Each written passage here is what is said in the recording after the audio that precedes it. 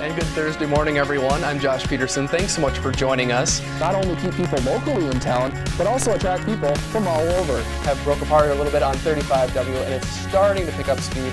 Friends and family of the 1st Battalion of the 188th. Testimonies given here at Rise Up America were not only focused on the national level. To hear about a proposed speed law. And following that is the First City of Lights Christmas Parade banner. No one is saying whether the outcome of this hearing will change that decision.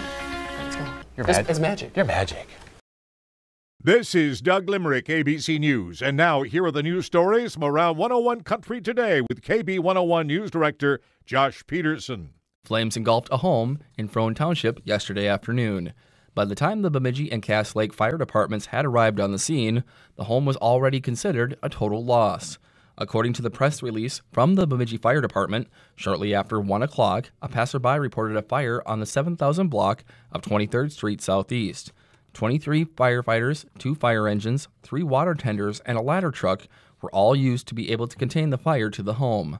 The cause, appearing to be accidental, is currently under investigation.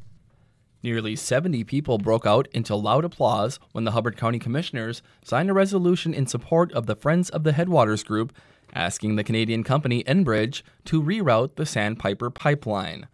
In a 3-2 vote on Tuesday, the Friends of the Headwaters won support for a resolution asking Enbridge to route the proposed pipeline around the county's lakes and rivers.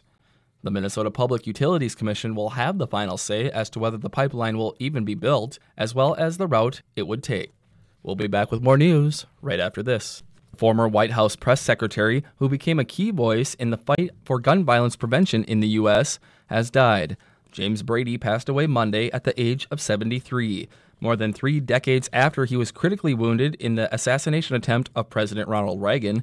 Joan Peterson of Duluth serves on the board of the Brady Campaign to Prevent Gun Violence, had the chance to meet with him about 4 years ago in Washington, D.C. His speech was a little difficult to understand, but he was telling jokes with everybody. He was laughing. He had just a very sharp wit, and he was just an engaging man in spite of the fact that he must have been suffering terribly. So I really value that time that I met with him. Brady's shooter, John Hinckley Jr., was said to be trying to impress actress Jodie Foster. Hinckley was found not guilty by reason of insanity and remains under institutionalized psychiatric care.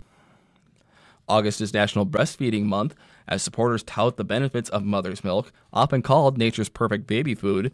Marion Thompson with the La Leche League says mothers who breastfeed can reduce their risk for diabetes, cardiovascular conditions, and some forms of cancer. For the baby, there are a variety of health benefits, such as a stronger immune system, better motor development, and a reduction in allergies. There have been thousands of studies during the past 50 years that confirm babies are healthier when they're breastfed, and it makes sense because they're getting the food that was meant for their growth and development. Thompson says when La Leche League was founded in the 1950s, fewer than 1 in 5 mothers started out breastfeeding her baby. Today, that figure is 79% nationally, and in Minnesota, it's 89%.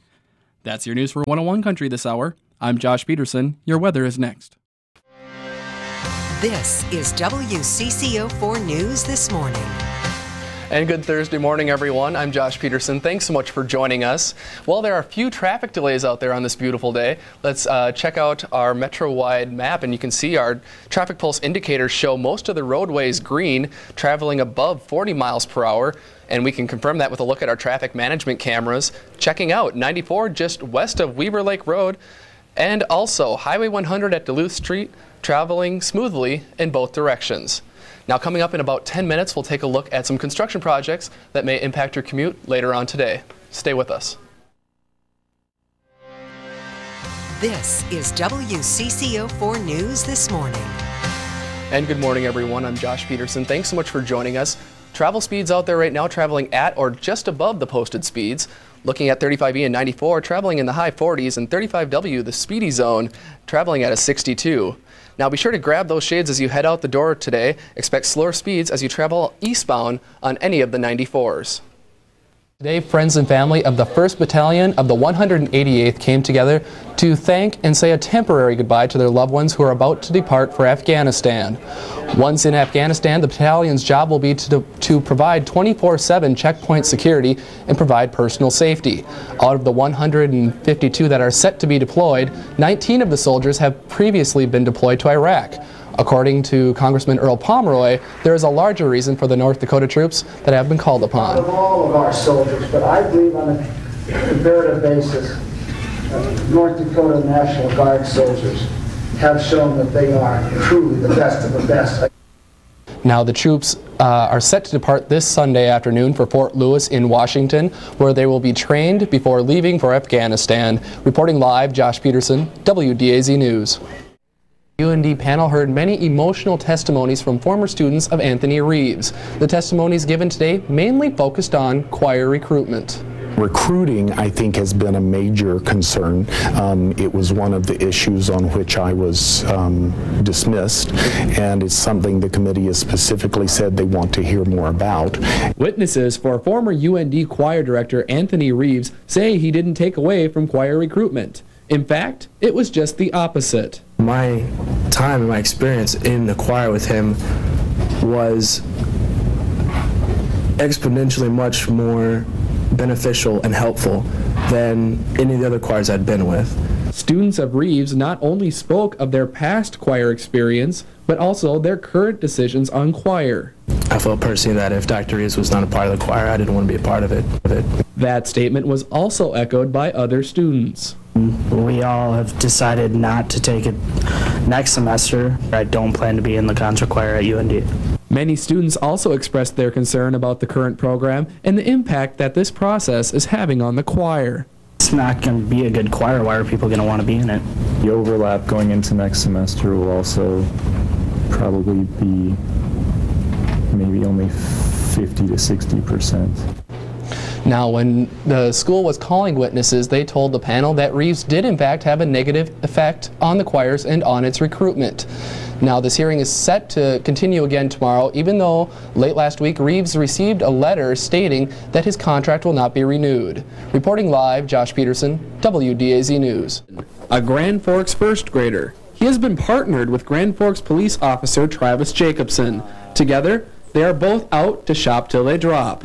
Ooh, can I get that car? 15 other kids like London were partnered with officers today to do their Christmas shopping.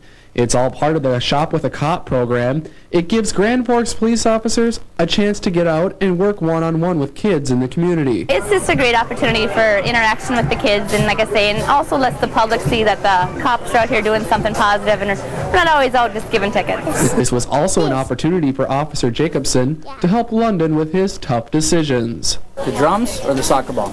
Drums, because my dad knows how to play drums. Officer Jacobson also made some deals with London. Tell you what, if you put the ball away, I'll get you the drums and the cell phone. Okay, deal. Deal? Yep. Deal? Yeah. All right.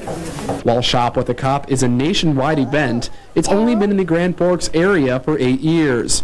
In those 8 years, there's one thing that never changes. Kids will always be kids. I forgot to write that down. You forgot to write what down? This. Which one? This. You like that? Yeah. What about that? Look at that Jeep. Ooh, now I'm looking. Ooh. In Grand Forks, Josh Peterson, WDAZ News. Walls could talk, and what it would tell for future generations. But the walls of the old Bemidji High School could be silenced. The 81-year-old Bemidji High School sits on 15th Street in the center of town. This old building was that heart for 80 years, and it's hard to see that taken away, and yet there's a time when a decision has to be made. When the new Bemidji High School was completed, this building was left behind without any specific plans. Now the question is, what's going to happen to these facilities? One plan includes splitting up the school's 3 buildings, creating loft-style apartments, office space for nonprofit organizations, and possibly a community center. The auditorium could be used after a little touch-up work, but only if the community changes its viewpoints on preserving old buildings. Establishing a new attitude about A, the use of old buildings, B, about reinvesting in the inner city. An estimate on leveling the entire school would cost more than $1.5 million. The current plan to renovate part of the school would cost about the same amount. All that's needed is a buyer. However, for School District 31, patience is hard to come by, since there is a lot of cost associated with maintaining an empty building. I hope we can save it. I hope it can be used for some other purpose. But you can only look so long before sometimes you reach a point where you have to act. Morrud says they're open to any suggestions, but time is running out. In Bemidji, I'm Josh Peterson, 712 News.